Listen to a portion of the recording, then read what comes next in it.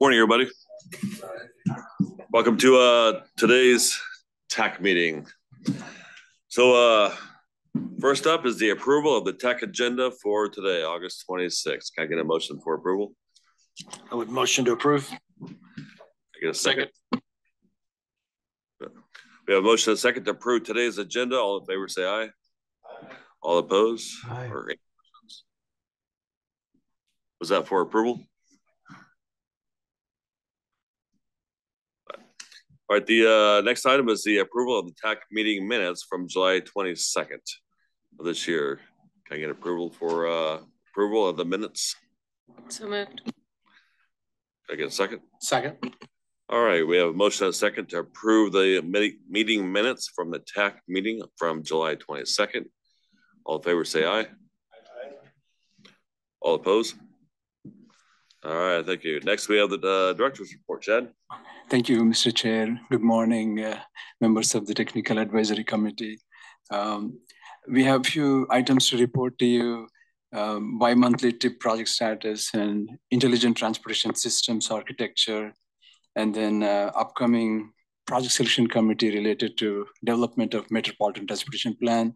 So let us request Peter to present these two items. Thank you. Thank you.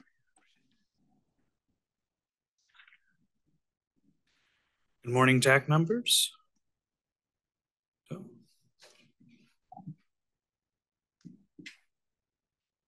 Following up on our reasonable progress policy. So on page 16 of the WAMPO TIP policy requires bi-monthly progress reports for projects programmed to receive WAMPOs of allocated federal funding in the current federal fiscal year, or have received it in a past federal fiscal year, but not yet finished. So before you hear, this is also available in your packet on page 10. We'll go through the different sub-allocated projects that are intended to obligate this year. So we have the Hayesville, Seneca, and 63rd Street bike ped pathway. Construction started on that project this July.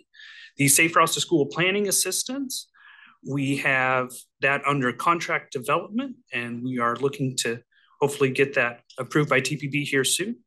We have the intelligent transportation improvements in Wichita, which is scheduled to obligate in this September. We have the Derby's Nelson Drive realignment, anticipated obligation, summer 2024, anticipated let in September. We have the Oliver and Keachai Road intersection, which let this July. And then we have the multimodal facility, which obligated back in February, was reletting in September. And then we have the West Street I-235 MacArthur project, which is anticipated to obligate next month and let in October. And then this is also available in your packet as well. You have the map of the different sub-allocated projects that are mappable.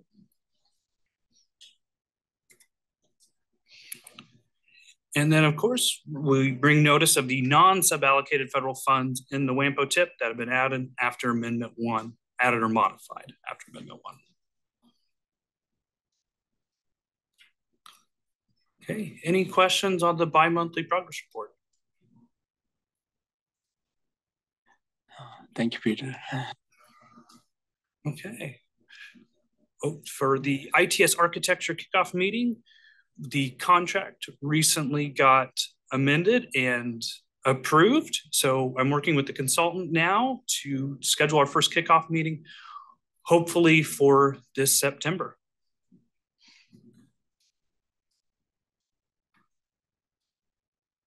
And our project selection committee, so our upcoming project selection committees, they're developing project recommendations for MTP 2050 for the years 2029 to 2050.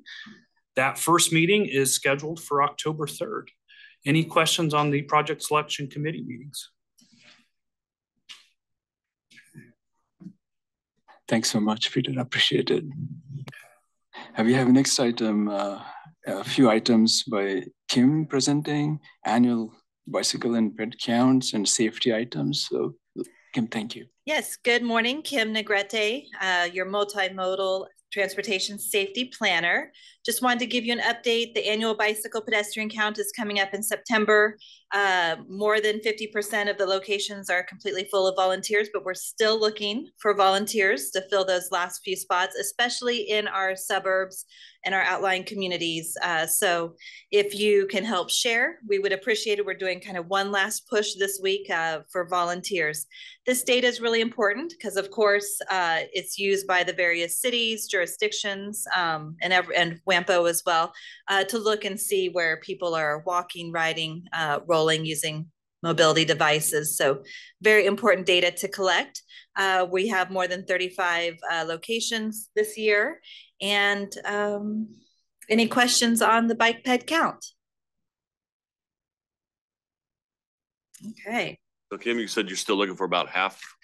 Actually, half of the location sites still need 1 to 2 volunteers, but actually we need about a dozen more volunteers. So we're getting there. We're getting closer. But like I said, a lot of times it's in some of those outlying communities that are a little bit harder for us to reach volunteers. So appreciate any more shares you can do. For the other safety updates, as Peter mentioned, the Safe Routes to Schools contract is being worked and hopefully will be approved at the next TPB meeting. We're excited to get this project rolling in time for the school year. This consultant will be working with all of the public school districts and private schools who are interested in creating a Safe Routes to Schools plan. So very important. It's looking at the traffic flow patterns in and out and what improvements can be done related to infrastructure, policy, programs to make our school areas safer for the families that utilize those schools and then for the community that utilizes. So really important safety updates.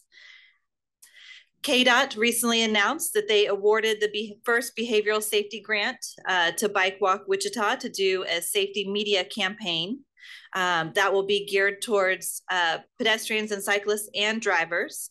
So we are excited to see that project take off. And then they will also be continuing to work on some of the other projects that were submitted because they were all very good projects. So excited to see this grant project continue.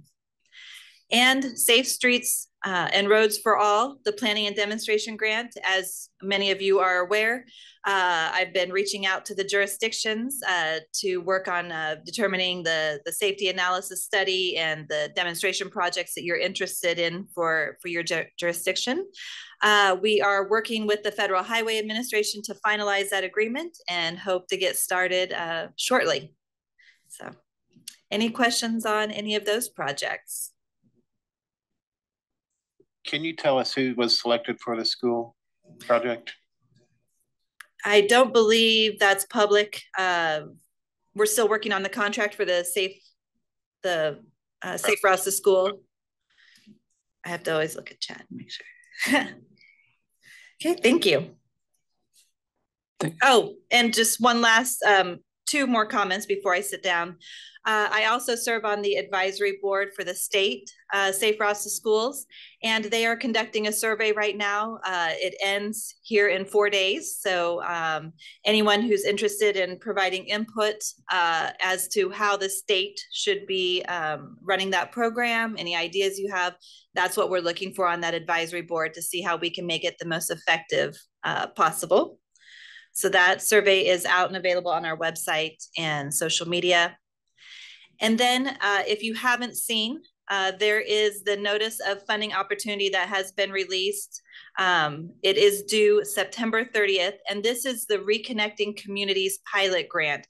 So it's looking for projects, infrastructure projects that can work to reconnect communities that have been previously divided by projects in the past. So if you're interested, I actually have the 1-pager printed out, so I can have that to you today if you want it. Or there's the link, and there are several webinars to assist you with writing this, but WAMPO is also very excited and willing to support you.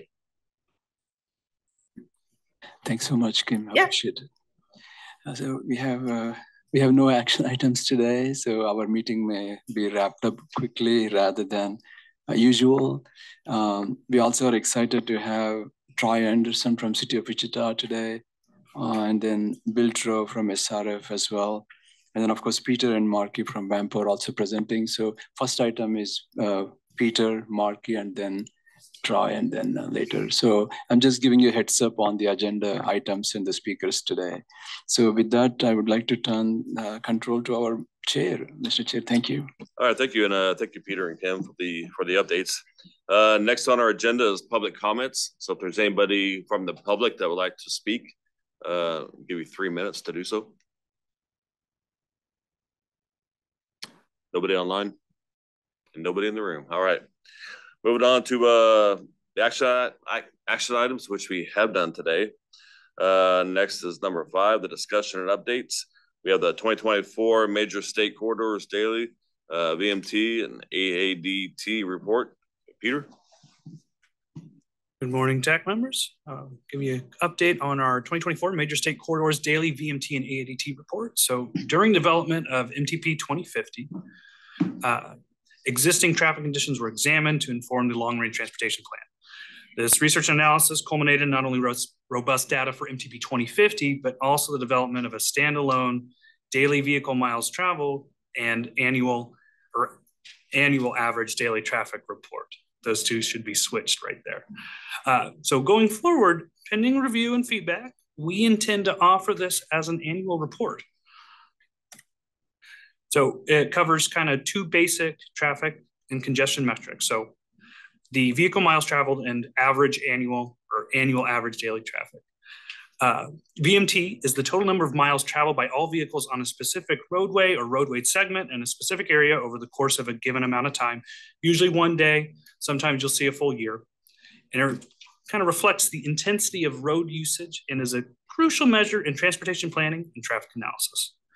AADT is the total volume of traffic passing a given location along a roadway, often as bidirectional traffic as a sum, not always though. This will be bidirectional in the report. It offers detailed insights into road usage and is used to estimate VMT. So the report data, focus, and structure. So the Kansas Department of Transportation maintains traffic data sets that span many years on the entire state system of roadways, of highways. Utilizing these resources provided by our state partners, the report explores the daily VMT and AADT on 7 major state corridors within WAMPO. The most recent year of available data is from 2023. In the report sections, we go through 2023 VMT by corridor, 2023 AADT or peak AADT by corridor. And then it has an individual corridor report for each of the 7 corridors and gives you trends from 2017 to 2023, which we could add more as more data becomes available in the future. So those corridors we're going to be looking at: I-35, the Turnpike, K254, K96, I-235, US 54, K15, and I-135. So going through here, VMT, of course, it's, vehicle miles traveled. So the length of the roadway within the region will definitely impact how high these numbers are. But you can see here, out in first, US 54 at 1,637,000 vehicle miles traveled daily, followed by I-35, I-235. And just going through here in all 7 corridors, you can kind of see just ranked with VMT on that. And then finally at the end here, the combined VMT of all 7 corridors in millions. And this V-shaped curve that you see for the past 7 years comes up in a lot of traffic graphs that I've looked at recently, slowly trend up here, and then you have a deep dip in 2020. And then looking at AADT, which looks at specific road segments and how much traffic goes past them, as you can see, right around the I-135 US 54 interchange peaks there in a deep red. And then going by corridor, this looks at the busiest segment on each corridor. So US 54, South Main Street to South Washington Street, peaks at about 118,000. Over the years, you'll see values between 118 and 121,000 per the KDOT data that I analyzed there. And you can just kind of go through each of the busiest segments on the highways based on that data. Go through here.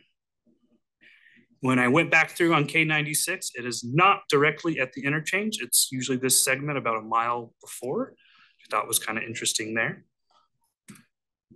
And then finishing at K254, which of course peaks right at the interchange there. But lots of information in the report. I'll try to keep this moving. And then this is done for each individual corridor. There's also a page report on this. And you can take a look. I just put in US 54 as an example. Again, has that same V-shaped dip in 2020, but with the slight trend upwards for US 54's VMT. And it goes through the peak, daily, and then just does a simple trend over that time. And then on that same page, it'll go through the top 3 busiest segments for 2023, and then gives you the trends over time for that segment. And over the years, all 3 of these segments kind of change places because that part of US 54 is quite busy. So that's kind of a really quick, brief tour of the document. I'd like to keep getting feedback and review. It's really easy to bring these things up to about 95, 98% accuracy. To get that last bit requires review and feedback from a wide audience to be sure you got everything right. On these AADT values, if you go to Kansas's geodatabase site, they have the 2023 shapefile with all this information. So if you want to try to link it back to my values in the report, it's something that you can actually do pretty easily on that website. Any questions for me? Not seeing me, Peter. I appreciate it. Okay. All right, next we have Marky with the Metropolitan Transportation Plan 2050. Hi, good morning. Marky Jonas, Administrative and Public Outreach Coordinator. Okay. The third round of public engagement for Metropolitan Transportation Plan 2050, or MTP 2050, was conducted from May 20 through June 30. I'm sure you have all heard this before. I'm just going to go a bit more in depth today. So we utilized many strategies for this, including a survey to engage with the public and just talk about the development of MTP 2050 and how it will shape the transportation network. A total of 474 survey responses were recorded and analyzed. And the purpose of this round was to gather opinions on transportation issues and policy alternatives and to document transportation mode usage trends. And then it is important to keep in mind that this survey was an engagement tool for collecting feedback, and it is not meant to provide a scientific or valid representation of the entire WAMPO region.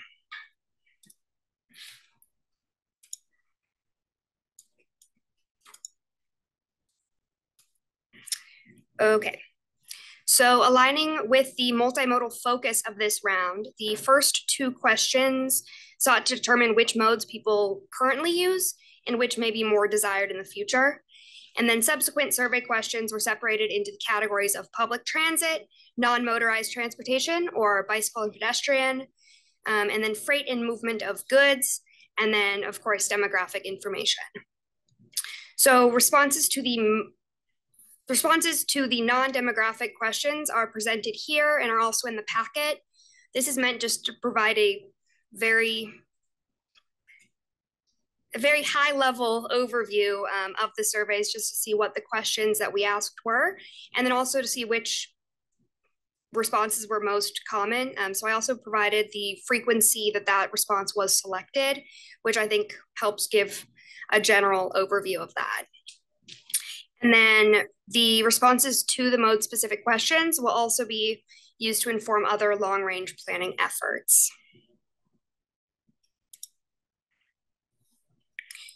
The full report or the full engagement summary for this round, as well as round 1 and 2 for MTP 2050, are available on the website and is linked in the packet as well.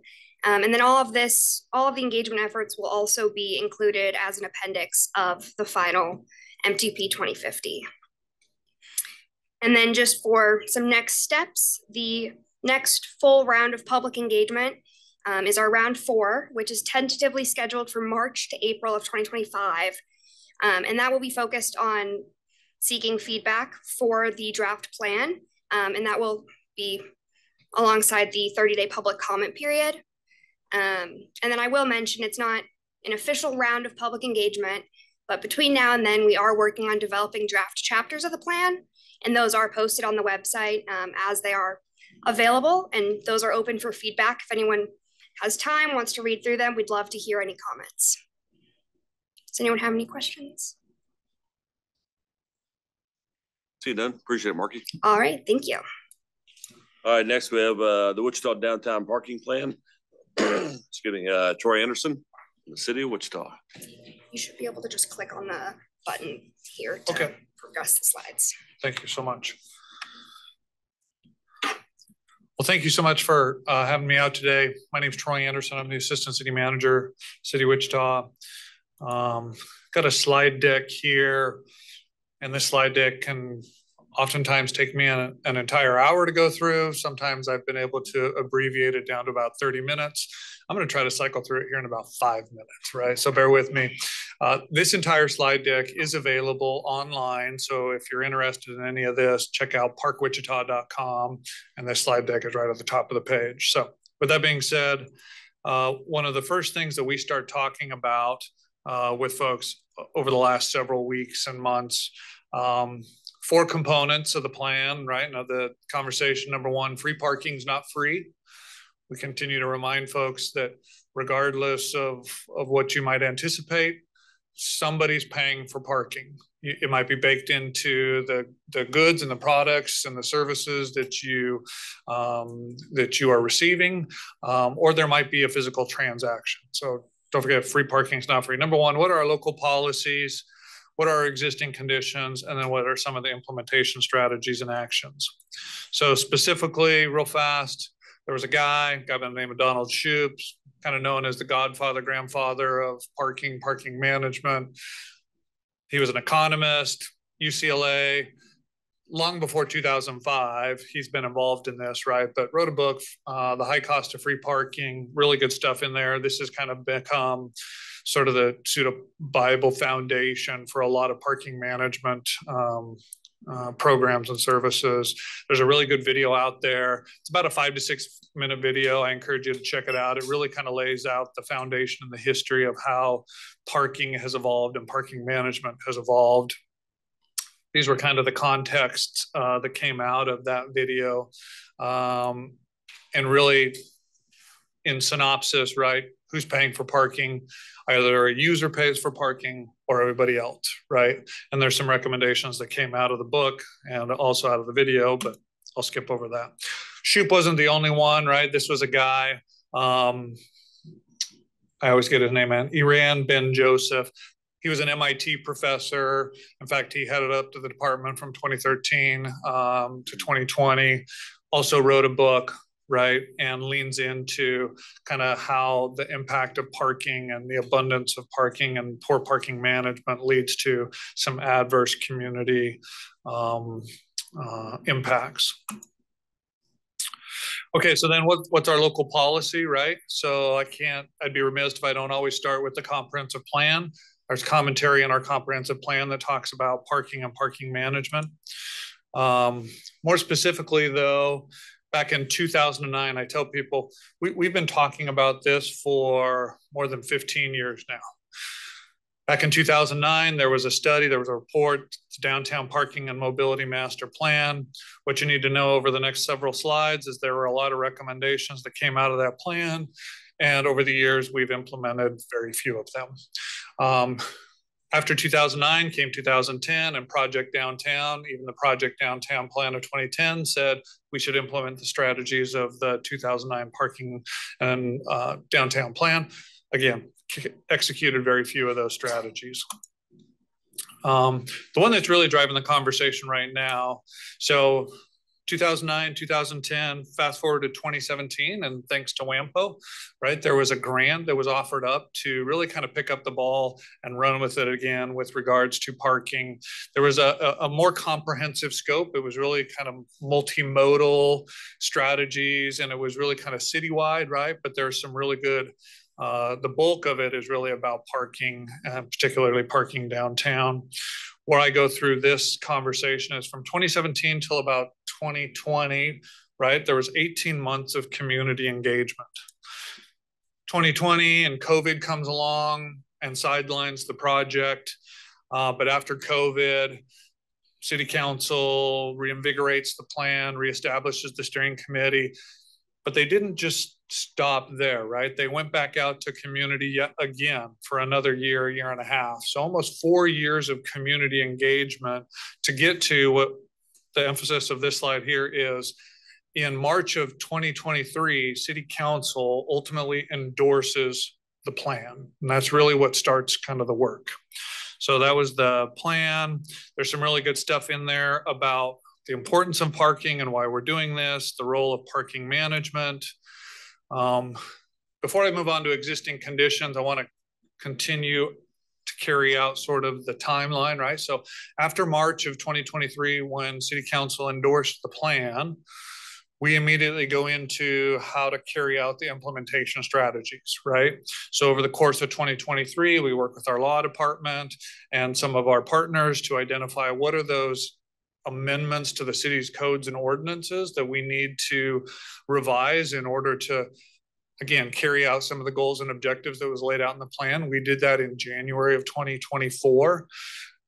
Again, we didn't stop there. Now that the codes are amended, we stood up a technical advisory group. That technical advisory group has been meeting about every 2 weeks to continue to roll up to a steering committee.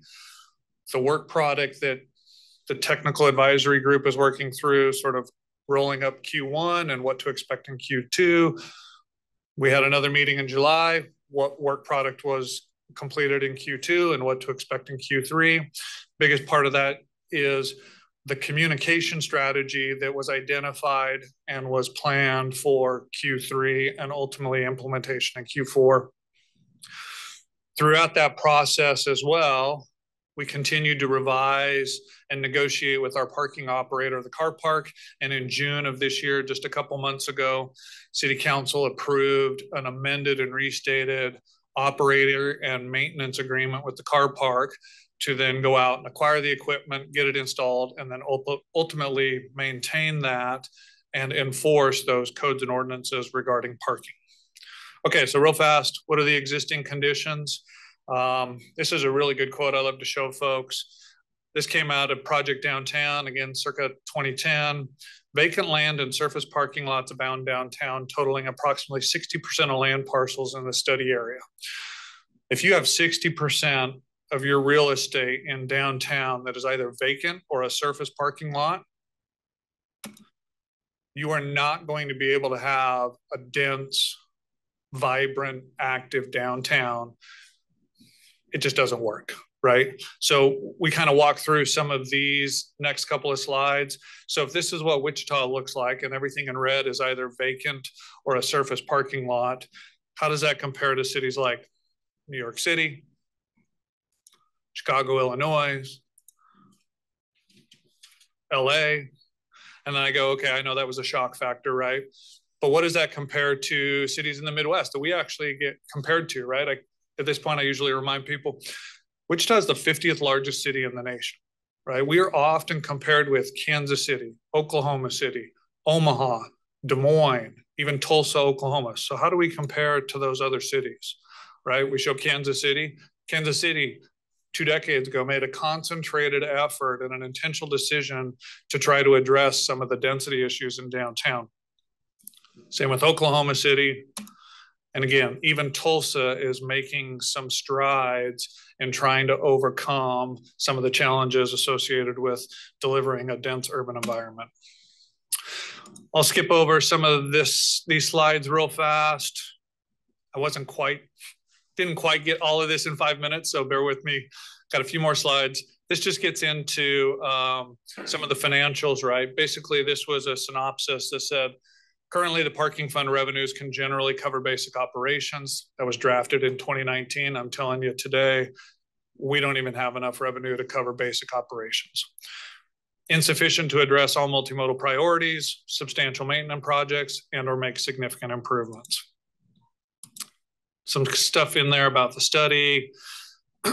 One of our driving factors when we're talking about parking management, right, is utilization, right, demand, and then rate structure. And this just goes to continue to show we have this glut, we have this abundance of parking, but it's not being used, which is preventing us from really unlocking our downtown development potential. Recommendation that came out of the plan, we need to rebalance parking utilization. I always pause on this slide as well. I remind people, this is not just me up here suggesting this, right? This is not just some consultant that came in and said, hey, this is what we think you ought to do in your community, right? This was almost 4 years of community engagement, right? And this is what Wichitans said, right? Wichitans said, the general opinion is that Wichita would benefit from more consistent policies and new technology that allows users to conveniently locate, learn about, and yes, pay for parking. Here are some of the strategies identified in the plan. Here's some of the technology, which was one of the strategies. When we're to implement, we're walking through that. I kind of land on the last couple of slides on just some finances real fast. The beauty of cities getting involved in parking management, right? A lot of people say, excuse me, a lot of people say, well, just let the private sector manage it, right? Well, the beauty of cities doing this, right, is I don't have shareholders. I don't have profit margins that I have to build. I only have to charge as much as it costs to achieve the desired parking occupancy, right? So the plan recommends fee ranges, how to achieve that 85% occupancy. Here's some of the oversight that was identified in the plan. And the last one, this came up at a city council conversation, right? This kind of helps put it into sort of a holistic picture. Generally speaking, industry standard tells us that we should be generating enough revenue, about $400 per space per year. That's just to cover operation and maintenance, right? If we want to start thinking about making those capital investments to continue to grow our community and our downtown, we should be generating enough revenue in this sort of $600 per space per year. Based on the study, right? The parking and multimodal fund generate revenues about $227 per space per year, which again kind of continues to drive home the point and illustrate we're not even generating enough revenue to just maintain our existing assets, right? We've got significant deferred maintenance that we need to be thoughtful about and how we're going to invest in that and respond to that, right? This is why we're trying to implement some of the strategies. And again, it's not just about the dollars. I always try to remind people, right? It's not just about the dollars. There are some real substantial goals and objectives of implementing the plan that have nothing to do with sort of the ones and the zeros, right? But with that being said, I've already taken up enough of your time. I will stand for a few questions though. I wanted to leave enough time available for questions if anybody had any questions. Anybody have any questions for Troy? Nothing? Okay. Again, thank you so much for giving me an opportunity to come out. The full slide deck, again, is available, parkwichita.com. Some really good stuff in there. And then if I ever have to come back in the future, don't hesitate to let me know. All right. Thank you, Troy. Thank you all so much. Appreciate it. All right. Next, we have the Regional Transit Implementation Plan update. Bill? Good morning. Okay. Will somebody be moving the slides for me there? Yes. Okay, if we could go to the next one. I just wanted to give you a brief update today of the status of where we're at, including the schedule for deliverables and then also a new element there of employer coordination that we are conducting at this point. If we could go to the next slide, I think we could just skip to the next one. Okay, I think everybody has seen this slide before, as we've been kind of using it as a very simplified way of giving people an understanding of where we're at in the particular study and those things that we're trying to address as we go through the study. We are in what I would call is the final stretch run that, you know, we've spent a considerable amount of time through the spring and the summer looking at various alternatives, talking with as many people as we can about various alternatives for enhancing transit service within the region. And now we are in that process of trying to narrow down or maybe better define which of the communities have interest in participating in additional transit service within the area. And even to a certain extent, those that are not. And for those that are interested, are they interested in particular alternatives as an operator or as a partner? Because essentially within the region, we have both of those setups available to communities. When you think about how Derby, how Hayesville are providing transit service within their communities, that they are the operator. Whereas when you're thinking about the bulk of the communities within the county that have some level of intercity public transportation, that is provided through Sedgwick County Transportation, but the communities essentially are partners there. So we are walking through those ideas and alternatives there. As I think I've reported previously, is that we had engaged through an online survey about 23 different jurisdictions. We are closing in on about a half of them receiving feedback or providing feedback to us. If we could go to the next slide, because I think actually I got these a little bit out of order. If we could scooch down, and I'll come back to this one. So with the understanding, ignore the graphic here that's supposed to be on the previous one. Or don't ignore it, just remember it when I go back to the previous one. So that where we're at, so that we understand that we need to come to some kind of a conclusion in the work that we are doing, and what we are working out now with staff at WAMPO and having continued conversations about are essentially dividing the recommendations into two categories. We have what we'll call as our short-term recommendations, and those would reflect input that we have received from jurisdictions that have provided us with feedback, and those alternatives that they support, not only from a yes, we feel we have the need, but yes, we have interest in helping to fund or to be the operator of a particular concept or service, however we want to look at that. But then we also had identified, well, let's look at a group of what we will call as aspirational alternatives or aspirational recommendations. And these will be recommended or ideas and concepts within the region that fit the goals that have been established for the project, which are providing some additional support to commuters to jobs within Wichita, kind of essentially the opposite of that, of providing opportunities for folks to get to those emerging employment areas that are outside of Wichita. And then the third of providing improved accessibility to each of the communities that are within the WAMPO area, essentially outside of Wichita, that today the bulk of them you can get from community to community. But if you have desire to travel within your community using public transportation, that service isn't available to you. So that third goal essentially focuses on that particular element. So that our goal is that by the 10th of September is that we will have the recommendations in these two categories. Oops, I'm going to go back a second, but then also if the aspirational alternatives are also those alternatives. If we could go back to the previous slide. Well, we have to advance forward. I'm sorry, I'm probably confusing everybody. If we could go to the one that's the schedule there.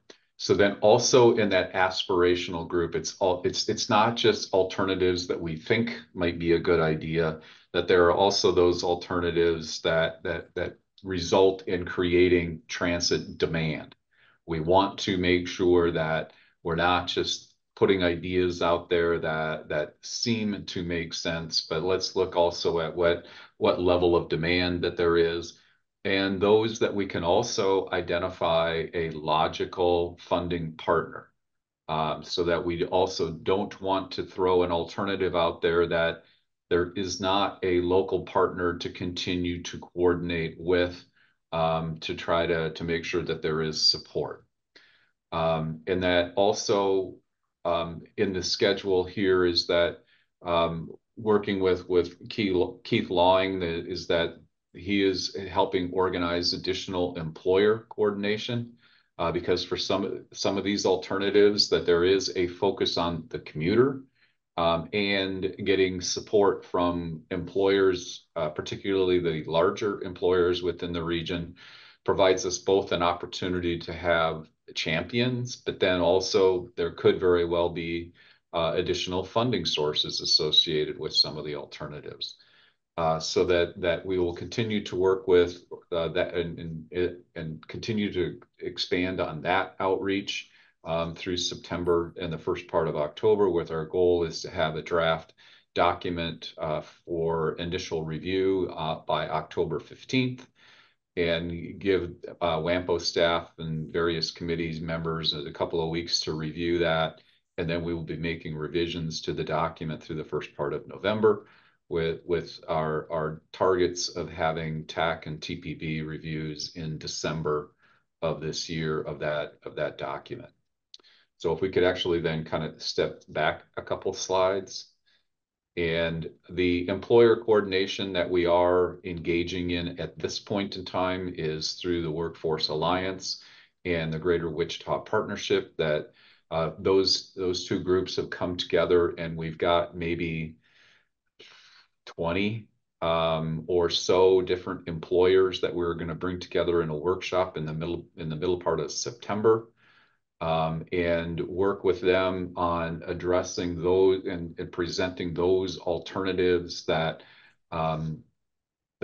support their needs. But at that point in time, we will also be having a conversation with them about what they see is the need for additional, or I'll say additional public transportation to support their business, when there may not be that need, but we want to inquire as to, do they see the need for additional transportation service for their employees? And then also through this process, can we find additional partners, again, to be champions of some of the ideas, but then also do they have and is there the appetite to put funding into the public transportation business within the WAMPO region? So this is, I think, an important part that we've been identifying recently and are having the conversation about. And I think with that, sorry, I kind of jumped around here a little bit, but if there are any questions. I did see a few things pop into the chat, but I have not reviewed them. So Bill, I know you mentioned about the conversation with the workforce. So yes. It's kind of hard to see the slide, but I do want to tell everybody that it is on Monday, September 16th from 8:30 to 10 a.m. at the Wichita Workforce. Yep. That's at 2021 North Avenue, Suite 1100. So I believe the link is, there's a slide right there. So I just wanted to make sure everybody knew what those dates and times were.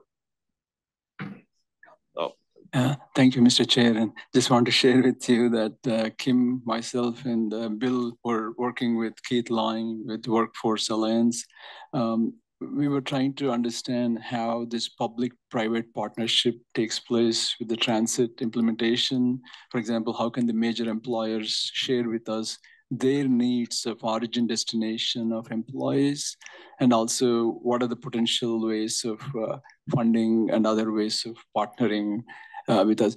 But as Bill did a great job in leading this effort on transit project, we are wrapping up the study, but wanted to share with you, we still are addressing few questions. Although the study made a significant progress, there were some questions that Bill and I had discussed to address those. For example, what are the options that the Derby employee is going to Amazon? What are those transit options for them? There's no answer at this time. Hopefully we have good answers for that. The second is, how can, if a small jurisdiction would like to have expanded fixed route transit, what is the cost that they would share with the already existing fixed transit, that type of thing. And if there's an Uber or other types of innovative technologies, what would be the cost? So those are the questions that Bill is still wrapping up in the study and wanted to include those types of questions and how to address those. So just wanted to share with you the status, how the studies evolved, although it was a good job, but there's some loose ends to complete those. That's all. Thank you, Mr. Chair. Thank you. See Marcy's hand up. Morning, Marcy. Just wanted to reiterate that we, Workforce Alliance and our team, through my REAP distribution list and other ways through business and industry partners, have started to distribute that focus group invitation. That's starting to go out today to stakeholders to build the attendance for that. So just wanted everyone to know that is out there, and our group at the Workforce Alliance is moving forward with logistics. Cool, thank you. Thank you. Any other questions for Bill? No other hands raised, right? Okay. All right. Well, thank you, Bill. Yep. Thanks a lot. All right. Next, we have other business, which we have none. Right. Then adjournment. Anybody like to make a motion to adjourn today's meeting? Motion to adjourn. We have a motion and a second. All in favor, say aye. All right. See you next time. Have a great day.